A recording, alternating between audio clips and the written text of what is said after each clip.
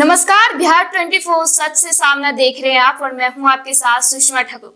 आज हम आपको एक ऐसे शख्स से मिलवाने जा रहे हैं जो अपने स्टूडेंट लाइफ से ही राजनीति में दिलचस्प रखते हैं। अपने बेबाक अंदाज के कारण आज जाने पहचाने जाते हैं। आइए आपको मिलवाते हैं। जी सर, बिहार 24 सच से सामना में आपका बहुत बहुत स्वागत है। धन्यवाद। ये है हमारे साथ एडवोकेट ओम प्रकाश पोद्दार जी। जी सर, हम आपसे ये जानना चाहते हैं कि आपका जो अब तक का राजनीति समय रहा है या राजनीति संघर्ष रहा है, वो कितने लंबे समय तक आप राजनीति में हैं? हम 30 वर्षों से जी सर। छात्र जीवन से ही हम संघर्ष कर रहे हैं और पहली दफा झंझारपुर को जिला बनाने के सवाल पर 1993 ईस्वी में झंझारपुर अवस्थित कोर्ट चौक पर एक सर्वदलीय धरना का कार्यक्रम हुआ था। उस समय हम स्टूडेंट फेडरेशन ऑफ इंडिया के एक मामूली कार्यकर्ता के रूप में उसमें हिस्सा लिए थे। हम जिला के सवाल पर हम उस समय से ही सक्रिय। वहाँ से हमारी एक राजनीतिक संघर्ष शुरू होती है। छात्र जीवन से ही हम संघर्ष करते आ रहे हैं। फिर 1993 ईस्वी में फीस बढ़ोतरी, सीट कटौती के सवाल पर मिथिला विश्वविद्यालय में हम लोग धरना प्रदर्शन किए थे, जिसमें मुझे पुलिस के द्वारा पिटाई भी लगा हुआ था और पुलिस मुझे मेरे जैसे 21 स्टूडेंट लीडर को जेल के अंदर बंद भी किया था। वो मुकदमा भी 15-16 साल तक चला, जिसमें हम लहरिया सराय जेल में हम 4 महीना तक उस जेल में थे। फिर 2004 में भी छात्र राजनीति में ही मुझे पुनः जेल जाना पड़ा। 2008 में महेशपुरा में एक विनोद महतो का कांड होता है, जिसमें कि प्रशासन के द्वारा विनोद महतो को विष पिला दिया जाता है। और यह बात जब गांव समाज में फैलती है तो हजारों लोग को आक्रोश होता है और वह आक्रोश एक जन आंदोलन के रूप में बदल गया, जिसमें कि मैं उस आंदोलन का हम लोग उस आंदोलन का एक हिस्सा रह चुके हैं।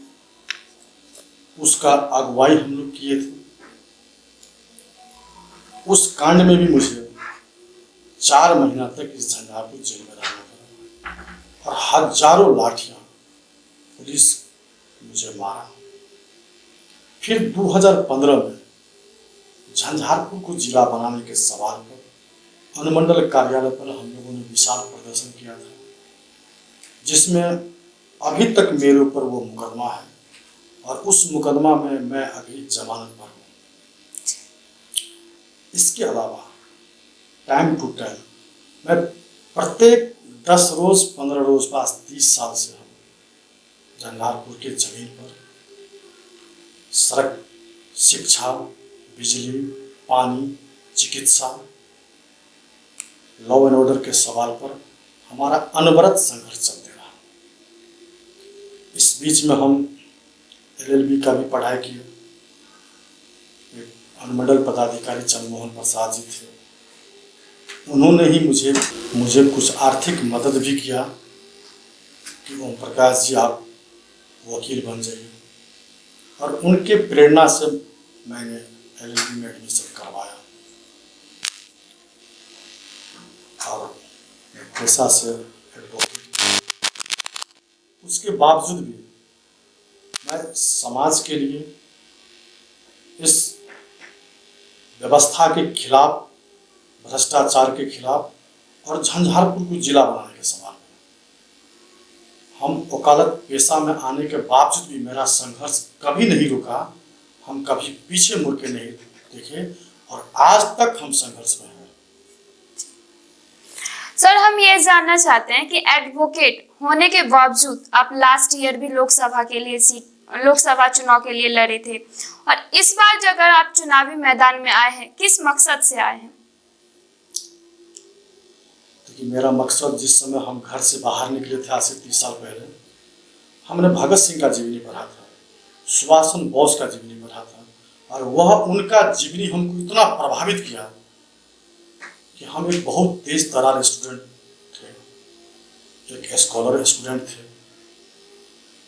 और उनका जो जीवनी जो हम पढ़ लिए तो हमको हुआ जो हम क्यों नहीं हम भी देश की सेवा में लगे रहे, क्योंकि देश के अंदर में जो 80% लोग जो गरीब हैं, बहुत ज़्यादा संख्या में लोग एक शाम खाना खाता है और ऐसे ही सो जाता है। अभी भी करोड़ों माँ बहनों के आंख में आंसू रहता है, उसका पेट खाली रहता है, उसके पांव फटे रहते हैं, उसके सर में तेल नहीं रहता है, बदन पे ढंग से कपड़ा नहीं रहता है। तो ये जो असमानता की जो व्यवस्था है, जिसके लिए हमारे भगत सिंह, चूंकि अंग्रेज उस समय अत्याचार कर रहा था, तो वो जो सिस्टम अभी भी जो असमानता है वो हमारे जीवन में जो है सो काफी जकड़ा हुआ था, और हमने डिसाइड किया था कि I have to come in politics and I have to face and I have to struggles against inequality.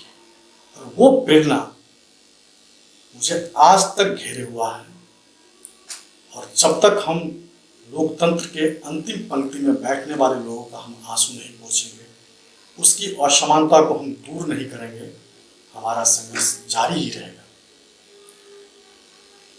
अगर आप इस चुनाव में जीतते हैं तो आप सबसे पहले आपका क्या काम होगा जनता के लिए सर? देखिए मैडम, अभी सबको पता है ओम प्रकाश पोद्दार का मतलब होता है झंझारपुर जिला बनाना। क्योंकि आज झंझारपुर के 29 लाख लोग मुझे जिला बनाने के अगुवाई नेता के रूप में पहचानते हैं। चूंकि अभी तक जो जिला नहीं बना, जिस समय आदरणीय राबड़ी देवी जी मुख्यमंत्री थी बिहार के कुर्सी पर, उसी समय शिवहर, अरवल, जमुई, बांका को जिला का दर्जा मिल गया था, और उसी समय झंझारपुर को भी जिला का दर्जा मिलने वाला था। लेकिन एक राजनीतिक साजिश के तहत झंझारपुर को जिला का दर्जा नहीं दिया गया। तो इस चीज का आक्रोश आज झंझारपुर के लोगों के जहन में है, उसके दिल में है, और इस वजह से आज झंझारपुर जो एक मॉडल टाउन रहा था, झंझारपुर जो एक शहरीकरण रहा था, आज झंझारपुर के लाखों लोगों को सरकारी काज के लिए जो मधुबनी जाना पड़ता है, जिस वजह से उसको आर्थिक क्षति, शारीरिक क्षति और मानसिक क्षति होती है, वो क्षति नहीं होता। और हमने देखा है कि इस सिर्फ जिला के सवाल पर लोग मुझे बहुत मानते हैं, बहुत प्यार करते हैं। जब भी हम क्राउड फंडिंग के माध्यम से लोगों के बीच में जाते तो लोग मुझे आर्थिक मदद भी करते हैं। मैडम, मेरे जात की आबादी सिर्फ 150 है, और मैं जब जिला के सवाल पर लोकसभा का चुनाव लड़ता हूँ, इस मोदी लहर में भी मुझे 22,000 लोगों का वोट मिलता है। मुझे विश्वास है इस बार भी जो हम चुनाव में आए हैं, मुझे विश्वास है कि हमारे जो लाखों शुभचिंतक हैं, इस बार मुझे वो मौका देंगे और मैं चुनाव जीतूंगा। और मैं यदि चुनाव जीत गया तो झंझारपुर 6 महीना के अंदर जिला बन जाएगा। अब वो कैसे बनेगा वो मुझे पता है, क्योंकि आज तक हम 20 साल तक सड़क पर संघर्ष किए। मैं वही जनता से आशीर्वाद लेने के लिए आया हूँ, मौका मांगने के लिए आया हूँ कि मैंने 20 साल तक सड़क पर संघर्ष किया, कई बार मैं जेल गया, मेरे ऊपर अभी भी जिला बनाने के लिए जो मुकदमा है, उस मुकदमा में हम जमानत पर बाहर में हैं। यदि मौका मिलेगा तो अब हमें सदन में संघर्ष करना पड़ेगा, क्योंकि सरकार के समक्ष मुझे 2 प्रस्ताव रखना पड़ेगा। पहला ध्यानाकर्षण प्रस्ताव रखना पड़ेगा, जिसमें कि हम झंझारपुर को जिला बनाने संबंधी हम दस्तावेज पेश करेंगे, सरकार से हम अर्ज करेंगे, सरकार से हम विनती करेंगे कि जब हमारी आबादी 29 लाख है, क्षेत्रफल भरपूर है, झंझारपुर एक अंतर्राष्ट्रीय सीमा से जुड़ा हुआ है, झंझारपुर कई जिला से भी जुड़ा हुआ है, और नेपाल से जितना भी नदी निकलता है सब मधुबनी जिला होके ही जाता है। तो इस वजह से हमारा एक भौगोलिक लोकेशन जो है काफ़ी विचित्र ढंग से है। और सबसे बड़ी बात है कि पूरे बिहार में जो सबसे बड़ा जिला पटना है, पटना जिला के बाद यदि कोई बड़ा जिला है तो वो मधुबनी जिला है। और मधुबनी जिला में एक डीएम एक एसपी पूरे जिला को कंट्रोल नहीं कर पाते हैं, और यही कारण है कि आए दिन बड़ी बड़ी घटनाएं यहाँ हो जाती है। दूसरी बात, झंझारपुर एक मानक प्राप्त किया है, जो जिला का एक शेड्यूल होना चाहिए। हर चीज़ का एक शेड्यूल होता है, आखिर जिला क्यों बने। तो एक जिला बनाने के लिए जो शेड्यूल होता है वो झंझारपुर कंप्लीटली 14 पॉइंट ये पूरा करती है, जो कि 14 पॉइंट होना चाहिए जिला बनाने के लिए, वो तमाम अर्हता झंझारपुर पूरा करती है। बावजूद झंझारपुर के साथ सौतला व्यवहार यहाँ की सरकार करती आ रही है। मुझे एक बात हमको आया कि जैसे गांधी जी देश आज़ाद करवाए, आंदोलन तो बहुत ज़्यादा लोग किए, सब लोग किए, भगत सिंह के, चंद्रशेखर आज़ाद के, खुदीराम बोस के, सबके सब किए, लेकिन अंत में गांधी जी के नेतृत्व में देश आज़ाद हुआ। वही मैं बीड़ा उठाया कि मैं जब तक हूँ झंझारपुर को जिला का दर्जा मैं दिलवा के रहूँगा। इसके लिए मुझे प्राण भी देना पड़े, हमारा लीवर किडनी भी अगर चाहिए सरकार को, खून भी चाहिए, फेफड़ा भी चाहिए, तो ओम प्रकाश पोद्दार देने के लिए तैयार है। अगर सरकार को खून चाहिए, गोली भी अगर सरकार हमें मारे, लेकिन वो जिला का दर्जा दे दे, तो ओम प्रकाश पोद्दार कागज पर दस्तखत कर देगा, लेकिन हमें जिला चाहिए। क्योंकि हम इस धरती पर आए हैं तो हमको भी एक दिन जाना है। हर बड़े लोग, हर बड़े महापुरुष समाज के लिए जीता है, राष्ट्र के लिए जीता है, और अच्छे कर्म करके यहाँ से जो है सो मोक्ष प्राप्त कर लेते हैं। ये सवाल मेरे जहन में है, और यही कारण है कि लोग मुझे जहाँ भी देखते हैं जिला के नाम से मुझे वो पुकारते हैं। तो मैं भी इस आंदोलन को चलाने के लिए कोई कोर कसर नहीं छोड़ा हूँ, और यही कारण है कि आज झंझारपुर का बच्चा बच्चा, इवन कि हर पॉलिटिकल पार्टी आज अपने एजेंडा में झंझारपुर को जिला बनाने का मांग रखा है। है कि हम लोगों के उठाए गए मांग को आज 29 लाख लोगों के साथ साथ राजनीतिक पार्टी, छात्र संगठन की पार्टी भी इस मांग को रखते हैं। और मैं आपको बता देना चाहता हूं कि झंझारपुर को जिला बनाने की जो बात है, सबसे पहले दिवंगत ताराकांत झा इस चीज का बीड़ा उठाए थे, और वो जब अपने जीवन काल में जब वो विधान परिषद के सदस्य थे, तो वो विधान परिषद में इस सवाल को उठाए गए थे। लेकिन सरकार कहीं ना कहीं एक कॉन्स्पिरेसी के तहत, सरकार एक साजिश के तहत इस क्षेत्र के पिछड़ापन पर ध्यान नहीं दे रहा है, यहाँ जिला का दर्जा नहीं दिलवाया जा रहा है। मैं एक सवाल और आपके समक्ष में रखना चाहूँ। पिछली दफा बाढ़ आई थी जी सर, नरवार में बांध टूट गई थी, सैकड़ों लोग बह गया था।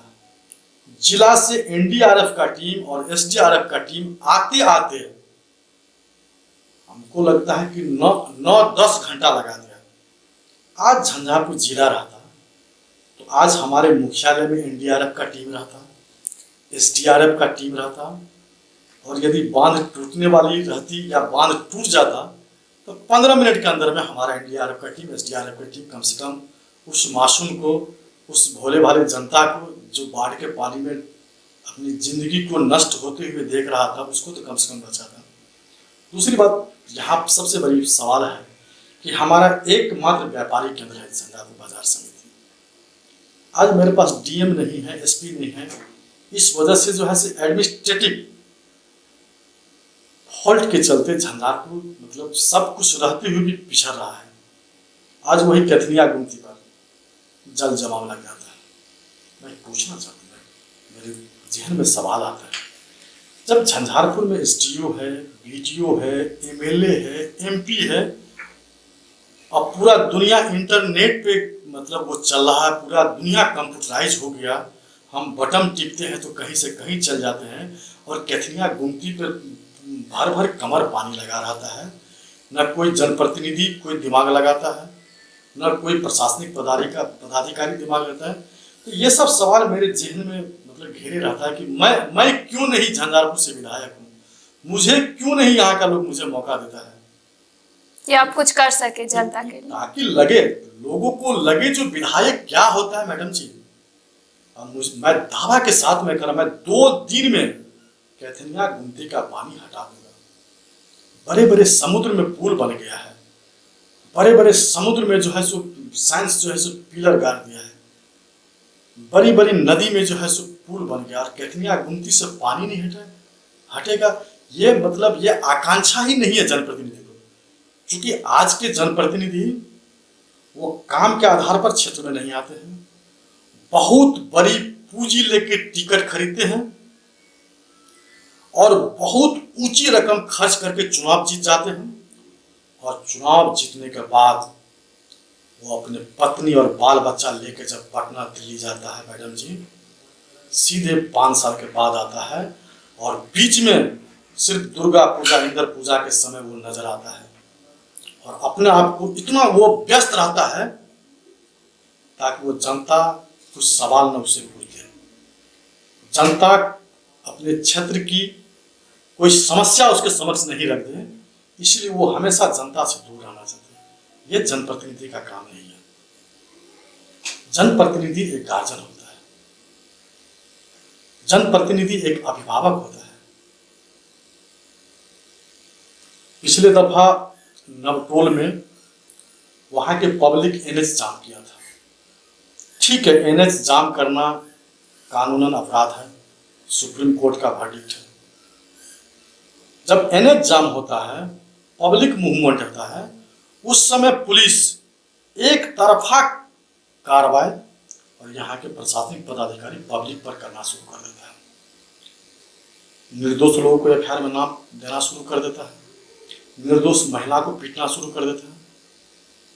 उस समय एमएलए एमपी नहीं आते हैं, जबकि एमएलए एमपी क्षेत्र का गार्जियन होता है। वहां पे एमएलए एमपी को आना चाहिए और इस चीज का उसको पता लगाना चाहिए, वहां उसको डीएम को बुलाना चाहिए, डीएसपी को बुलाना चाहिए, और वहां पर वो कहने के लिए भी नहीं आता है कि जो कम से कम इस मूवमेंट में नहीं है, who is not participate the aforesaid movements, उसको कम से कम एफआईआर में नाम नहीं दो। उस समय पुलिस को जितना मनमानी करना होता है, पुलिस मनमानी करता है। मैं वही चीज मैं सोच रहा हूं कि यदि मैं विधायक बन जाऊं, ठीक है, हमारे लोग अगर एनएच जाम करते हैं, कानून को तोड़ता है, तो उस पर एफआईआर होना चाहिए, लेकिन एफआईआर उस पर भी होना चाहिए कि वह किस वजह से वो सड़क जाम कर रहा है।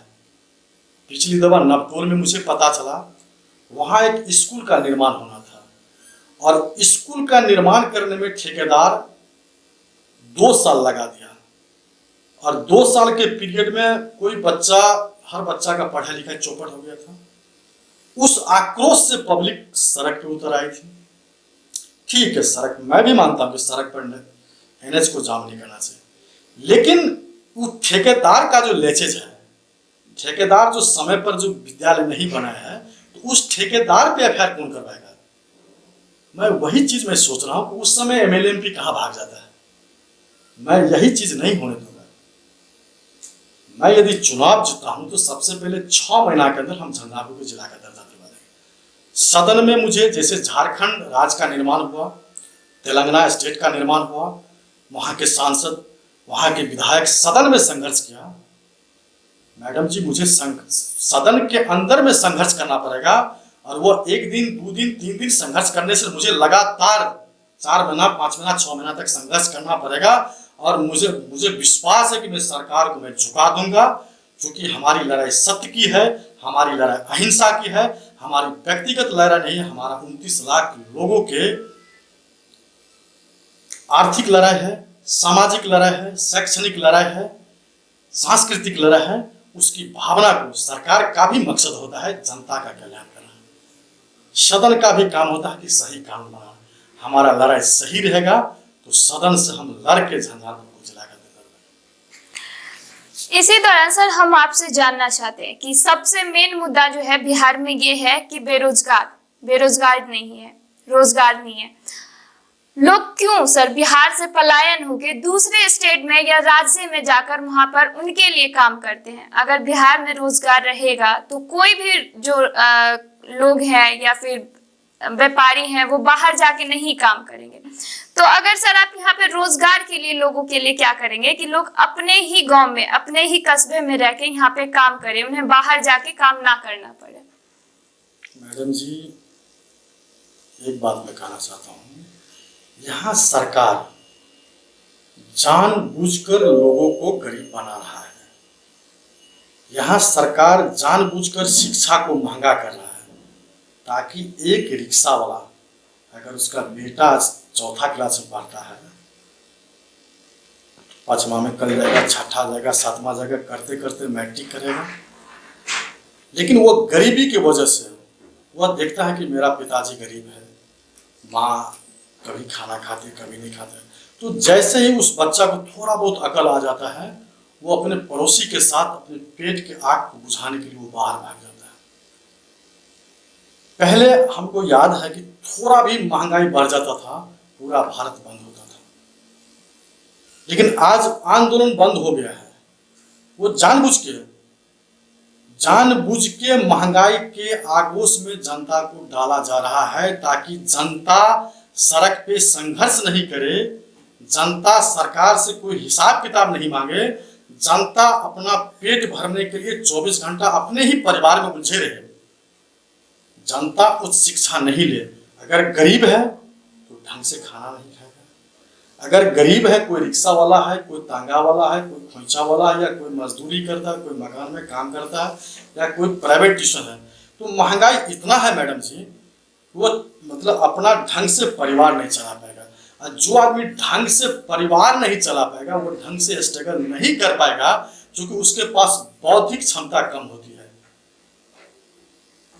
रोजगार फैक्ट्री सरकार लगेगी। जो हमारे बिहार के नौजवान, जो हमारे बिहार के मजदूर जिस सरकार पे बटन टिकता है, जिस व्यक्ति को एमएलए बनाया, जिस व्यक्ति को सांसद बनाया, सांसद एमएलए बनने के बाद जो सरकार बनती है, उसके बाद वो सरकार से जो मांग करेगा, सरकार से जो लड़ाई लड़ेगा, संघर्ष करेगा, वही नौजवान, वही मजदूर, उसके पास उतनी क्षमता नहीं होती है क्योंकि उसके पास इतनी गरीबी है कि कल वो क्या खाना खाएगा, उस चीज को सोचते सोचते वो क्या करता है, अपना जो बाछी रहता है या पत्नी के पास जो सोना चांदी रहता है उसको भरना लगा के बेच कर किसी तरह दिल्ली, बम्बई, कलकत्ता, मद्रास भागने का काम करता है। संघर्ष कौन करेगा? हम ठीक है, हम सरकार को बना दिए, हम जो सरकार से जो मांग करेंगे कि ठीक है यहाँ पर पेपर मिल चालू कीजिए, गन्ना मिल चालू कीजिए, कौन करेगा? जो मजदूर संघर्ष करेगा उसके पास इतनी ज्यादा गरीबी सरकार जानबूझकर एक साइकोलॉजिकल उसको जो है एकदम क्रश किया हुआ है कि ये आदमी देश के बारे में नहीं सोचे, ये आदमी जो बंद पेपर मिल है उसके बारे में नहीं सोचे, ये आदमी ये नहीं सोचे कि झंझारपुर में कोई जूट मिल लगना चाहिए, चीनी मिल लगना चाहिए। उसको इतना आर्थिक क्राइसिस से और मतलब एजुकेशनल लैचेस से उसको जकड़ दिया है कि सिर्फ वो मतलब रात में क्या खाना खाएगा सिर्फ उसके बारे में सोचे, दिन में क्या खाना खाएगा उसी के बारे में सोचे, बाकी कोई चीज के बारे में सोचे। ये आजकल सरकार का टेंडेंसी है और यही वजह है। आप लोग भी देखे हुए आज से 25 साल पहले थोड़ा सा भी महंगाई हो जाता था तो तुरंत इनकलाब जिंदाबाद होता था। अब वो टेंडेंसी कहाँ है? अब रेडीमेड नेता आता है, रेडीमेड वोटर बनता है और वोटर को एगो साइकोलॉजिकल उसको क्रश किया जाता है। तो यही वजह है कि जब रोजगार नहीं होगा, फैक्ट्री नहीं लगेगा तो भूख कितना देर बर्दाश्त किया जाएगा? एक आदमी एक दिन भूख बर्दाश्त कर पाएगा, 2 दिन भूख बर्दाश्त कर पाएगा, 3 दिन जब उसके भूख पेट से लगते लगते मस्तिष्क में हो जाएगा तो वो आदमी जैसे पैदल दिल्ली से आया कोविड-19 में, वो पैदल चल जाएगा गुजरात काम करने के लिए, वो भूख मिटाने के लिए। अपनी पत्नी का दुर्दशा उससे देखा नहीं जाएगा, अपने मासूम बच्चे का भूख उससे देखा नहीं जाएगा। वो क्या करेगा? अब वो भूख मिटाएगा कि अब वो सरकार से फैक्ट्री मांग करेगा? सरकार की तो यही साइकोलॉजिकल रणनीति है कि जहाँ के लोग न ज्यादा उचित शिक्षा प्राप्त करें न लोग हमसे कोई सवाल जवाब करें, सरकार सिर्फ जात में फंसे रहे, मजहब में। हिंदू का बंदा आज पोस्ट करता है कि हम गर्व से कहो हम हिंदू हैं, मतलब एक साइकोलॉजिकल उसको एकदम वो प्रेरणा दिया जाता है कि तुम मुसलमान के बस्ती में झंझट करो, मुसलमान के बंदा हिंदू के बस्ती में झंझट करो, और दोनों थाना में एफआईआर करे, अगरी जाति पिछड़ी जाति से लड़ाई लड़े। मतलब यहाँ वोट का टेंडेंसी है, चाहे वो कोई भी पार्टी हो, या तो अपर कास्ट का लोग जीत जाए या लोअर कास्ट का लोग जीत जाए। तो क्यों फैक्ट्री लोग बनाएगा, क्यों लोग कल कारखाना खोलेगा? इधर रही जनता को, तो जनता को इतना गरीब बनाया गया कि जनता इनकलाब जिंदाबाद नहीं कर पाएगा। नहीं तो मुझे याद है यही हिंदुस्तान है तो 1857 ईस्वी से लड़ाई होती है, 1947 में देश आजाद होता है। बड़ी बड़ी तोप के सामने में हमारे हिंदुस्तान के नौजवान अंग्रेज को जो भगाने का काम करता है, और मामूली वो अपना एक फैक्ट्री सरकार से नहीं लगवा पाता है, मामूली एक कल कारखाना नहीं सरकार से खुलवा पाता है, इस वजह से कि चूंकि जो मजदूर जो आंदोलन करेगा, जो नौजवान आंदोलन करेगा, वो आंदोलन कर ही नहीं पाएगा। वो क्योंकि उसके पास अपना परिवार संभालने के लिए, पेट संभालने के लिए जो है उसको तकलीफ है, और वो महंगाई सरकार के तरफ से एक प्रायोजित महंगाई है। अगर आपके पास वक्त हो तो मैं बताता हूं। जिस समय स्टालिन सरकार में थे तो सदन में वो एक मुर्गा लाया, और मुर्गा को क्या किया तो पूरा सदन में ही जो है सो मुर्गा का पखरी जो है पूरा नोच दिया। अब मुर्गा का पखरी नोच दिया तब तो मुर्गा उड़ सकता है, और क्या किया तो वो वहां पे थोड़ा सा चावल दे दिया, तो मुर्गा किसी तरह जो है सो घुसकते घुसकते वहां गया, चावल खाया, फिर वहां से थोड़ी दूर फिर और चावल डाल दिया, तो वो मुर्गा वहां से घुसक के किसी तरह वहां चावल गया। तो यही कहने का मतलब यही हालत वो जनता का किया है। जनता को जानबूझ के अशिक्षा के माहौल में और महंगाई के माहौल में डाल दिया, ताकि जनता सिर्फ अपना पेट के बारे में सोचे, देश के बारे में नहीं सोचे, सरकार की क्या क्रियाकलाप है उसके बारे में नहीं सोचे। जी सर, हम अभी आपसे ये जानना चाहते हैं कि अभी नई शिक्षा नीति आई है, उसमें केंद्र सरकार की तरफ से मैथिली शिक्षा को प्राथमिकता दी गई है, लेकिन अभी जो फिलहाल में है बिहार का जो देखा जा रहा है शिक्षा नीति, उसमें मैथिली शिक्षा को प्राथमिकता नहीं दी गई है, तो उसके लिए आपका क्या कहना है सर? देखिए, मांग जायज है। यहाँ पर हमारे मित्र भी है मणिनाथ मिश्रा जी, उनके नेतृत्व में यह आंदोलन चल रहा है, शायद तांगना बैनर के तरह। जो मांग जायज है, चूंकि हम लोग मैथिली भाषी हैं, हमारी भी तादाद करोड़ों में है, सरकार इस बात को गंभीरता से नहीं लेती है। वही ना कहे मैडम, समस्या तो मतलब मैथिली भाषा का नहीं, समस्या तो कई है, सरकार गंभीरता से नहीं लेती है, क्योंकि आंदोलन बंद हो गया है। हमारे मित्र मलय जी चला रहे हैं, अच्छा आंदोलन कर रहे हैं, हम लोग उसका समर्थन करते हैं, और करना ही पड़ेगा। जो भी मांग जायज है उसको तो करना ही पड़ेगा, और सरकार अगर घोषणा नहीं करती तो सरकार गलत कर रही है। सरकार के ऊपर हम लोग दबाव देंगे। अगर हम लोग आते हैं, यहाँ की महान जनता के चरण कमलों के दया से, और यदि हमने 30 साल तक अगर संघर्ष किया होगा, अगर ईमानदारी पूर्वक हमने संघर्ष किया होगा, और जनता के लिए अगर हम जेल गए होंगे, लाठी खाए होंगे, तो मुझे विश्वास है यहाँ की महान जनता जाति और धर्म से ऊपर उठकर इस बार मुझे मौका देगी। वैसे भी 2020 चल रही है, उथल पुथल हुआ है, बड़ी बड़ी कंपनी बंद हो गया है, गांव गली में झीली का दुकान, किराना का दुकान, पान का दुकान खुल गया है।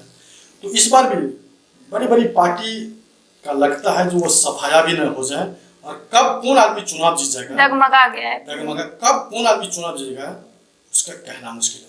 क्योंकि मैं बता रहा हूँ कि अगर हम काम किए होंगे तो नेता जेल में भी रहता है तो चुनाव जीत जाता है। नेता क्षेत्र में भी नहीं रहता है। जॉर्ज फर्नांडिस का कोई जात नहीं था, अब पूरे विश्व रिकॉर्ड से जीता है। तो लेकिन आजकल का नेता मैडम जी वोट ठगता है, जातीय चंगुल में बांध के वो ठगता है। वो ठगने वाला आदमी क्या करेगा, बड़ी बड़ी पार्टी का सहारा लेगा, बड़े बड़े हेलीकॉप्टर को उतारेगा, ताकि जनता को साइकोलॉजिकल दिग्भ्रमित किया जाएगा। जनता को ये नहीं कहेगा कि हम जिला बना दिए हैं तो तुम हमको वोट दो, हम पेपर मिल चालू कर दिए हैं तो तुम वोट दो, हम कैथनिया गुमती पर से पानी हटा दिए इस आधार पर तुम हमको वोट दो, हम बाजार समिति को हाईटेक बना दिए इस आधार पर आप हमको वोट दो। उसके पास कोई मुद्दा ही नहीं है। इसलिए वो क्या करता है कि वो मतलब गरीब लोग राजनीति में नहीं आवे, पैसा का सहारा लेके बड़ी बड़ी पार्टी जो है सो वहाँ पे दुकान खुला हुआ पटना दिल्ली में, पार्टी का सिंबल लाता है, जातीय समीकरण पर हेलीकॉप्टर कार में बड़े बड़े नेताओं को उतार के 10 दिन में उसको साइकोलॉजिकल डाइवर्ट करके वोट लिया, परिवार के साथ जो भागेगा फिर वो 5 साल के बाद ये नहीं होनी चाहिए। ये सब लोकतंत्र का हत्या है। इससे हमारे भगत सिंह, सुभाष चंद्र बोस, चंद्रशेखर आजाद जिन्होंने इस देश को आज़ाद कराने के लिए कुर्बानी दिया था, जो अशफाकुल्ला खान देश को आज़ाद कराने के लिए फांसी के फंदे पर गया था, भगत सिंह जो फांसी के फंदे पर गया था, उसका आत्मा रोएगा। लोकतंत्र को मजबूत बनाना है। हम लोकतंत्र के एक सच्चे सिपाही हैं। हम यही बात, हम अपनी बात भी ये 3-3.5 लाख जनता के बीच में जाएंगे कि आप लोकतंत्र को बचाइए और विकास के नाम पर एक संघर्षशील व्यक्ति, जो आदमी संघर्ष किया है 20 साल तक, आप एक बार उसको मौका दीजिए और लगेगा मैडम जी, यदि मैं आ जाता हूं तो लोगों को लगेगा जो हमारे ये गार्जियन है, हमारा ये भाई है। विधायक क्या होता है उसको लगेगा। विधायक का मतलब होता है कि पटना में ही नहीं रहना। पटना तो वो तब जाएगा जब सदन चलेगा, बाकी दिन तो उसको क्षेत्र में रह के घूम घूम के समस्या को देखना होगा। क्योंकि वो परंपरा को ये लोग पूंजीपति लोग समाप्त कर दिया है। मैं उसी परंपरा को चालू करने के लिए लगेगा कि क्षेत्र में कोई एक हमारे अभिभावक है, कोई हमारे गार्जियन है, जिसको कि न पुलिस प्रशासन तंग कर सकता है, न कोई जो है सो तंगहाली में जी सकता है। उसको ये नहीं लगेगा वीडियो मेरा काम नहीं करता है।